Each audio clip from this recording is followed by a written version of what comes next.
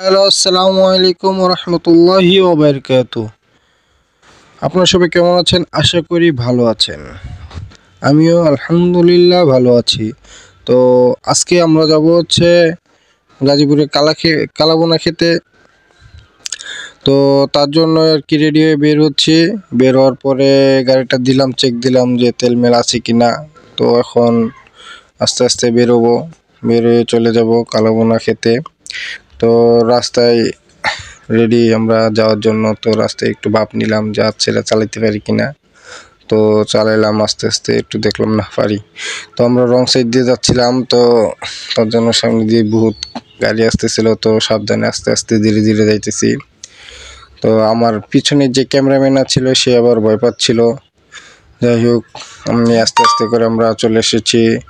আচ্ছা, আমরা যে জায়গায় লাঞ্চ করব, কালাবোনা খাবো, তো সেই জায়গায়।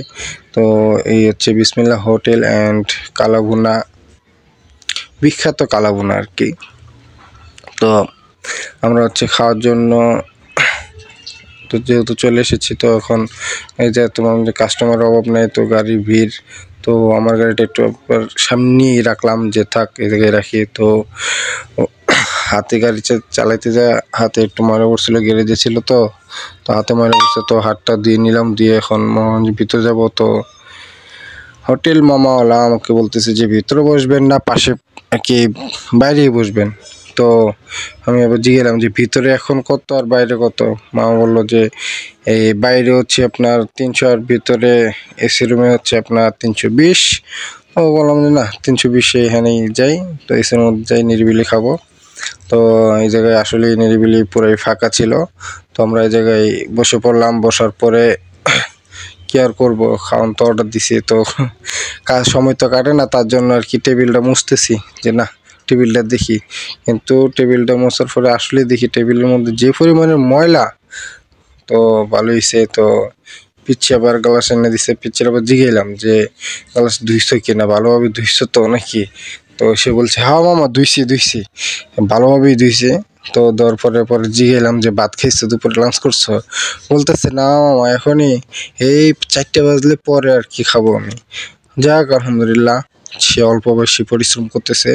তো পরিশ্রম করার কারণে সে অল্প বয়সেই সফলতা অর্জন করবে ইনশাআল্লাহ। তো তার দরকার ছিল যেহেতু পড়াশোনার, তো হয়তো বা ফ্যামিলির আর্থিক সমস্যার কারণে সে এ জায়গায় আসছে। যাক সমস্যা নেই। তো আমরা দেখতে দেখতে আমাদের খাওয়ান দাওয়ান চলে এসেছে। তো খাওয়ানো হচ্ছে তো ভাত, আর হচ্ছে আপনার মনে করেন যে ভর্তা, ভাজি, আর হচ্ছে সালাদ। তো সমস্যা নেই। তো এগুলো দিয়ে আস্তে আস্তে শুরু করার আগেই দেখি প্লেটে একটু ময়লা। তো প্লেটগুলো মুছে নিলাম। তো আমার যে ক্যামেরাম্যান সে তো ক্যামেরা ধরে আছে, তো সে প্লেট মুছবে কীভাবে, তার প্লেটটা একটু মুছে দিলাম। মুছে দেওয়ার পরে আমি আমার প্লেটে ভাত নিচ্ছি। তো নেওয়ার শেষ, খাওয়া দাওয়া এখন দেখি বিসমিল্লাহ করে শেষ করে কেমন লাগে। যাক আলহামদুলিল্লাহ, খাওয়ানটা অবশ্য ওই জায়গায় অনেক ভালো। তার জন্য এই জায়গায় প্রত্যেকবারই আসি খাইতে। তো আজকে যে প্রথম আসছি তা না, প্রত্যেকবারই আসছি। তো 300 টাকার খাওয়ান তো খাইতে হবে না।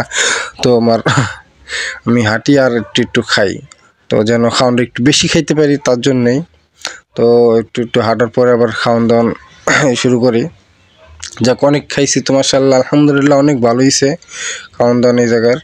তো আর তো খাইতে পারি না, তাই একটু হাঁটি প্লেটের তো ভাত তো বহুত পরিমাণে আছে।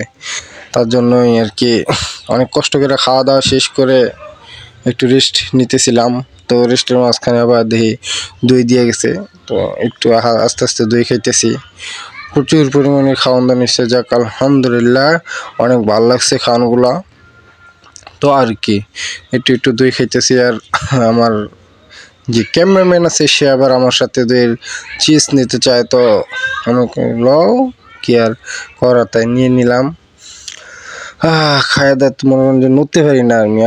কি শান্তি, যদি এখন শুইতে পারতাম, আহারে কি মজাই না লাগতো। কি সুন্দর খাওয়ানটা খাইছি। এখন বাসায় যাই সুন্দরভাবে ঘুমাবো। তো এখন আর কোনো জায়গায় যাওয়ার ইচ্ছা নাই আর। তো এই জায়গায় তুলতে পারলেই মনে করেন যে আলহামদুলিল্লাহ।